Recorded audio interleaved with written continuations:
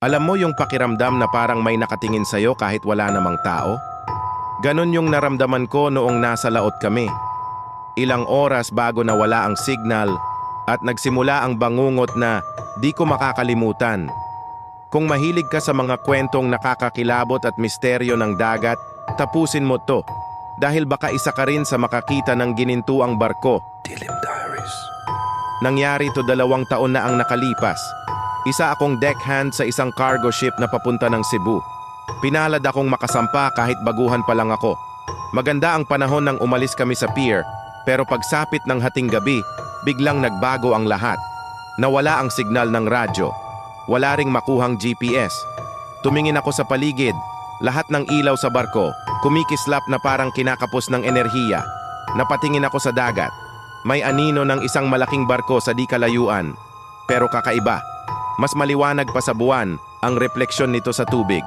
Parang gawa sa ginto. Narinig ko ang bulong ng isa sa mga tripulante. Lolo Amang. Sinubukan naming lumayo. Pero kahit anong direksyon ang puntahan namin, nandun pa rin siya. Palapit ng palapit. Biglang dumilim ang paligid. Parang sinipsip ng dagat ang liwanag. Naging maalon. Sumisigaw na ang kapitan. Humanda kayo. Dumagundong ang barko. Para bang may lumangoy sa ilalim namin. Isang bagay na mas malaki pa sa aming sasakyan. Sumilip ako sa gilid at nakita kong wala na yung gintong barko. Pero may kapalit ito. Sa ilalim ng tubig, libo-libong kamay.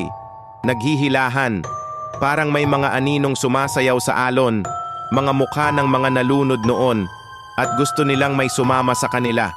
Hanggang ngayon, hindi ko alam kung paano kami nakaligtas.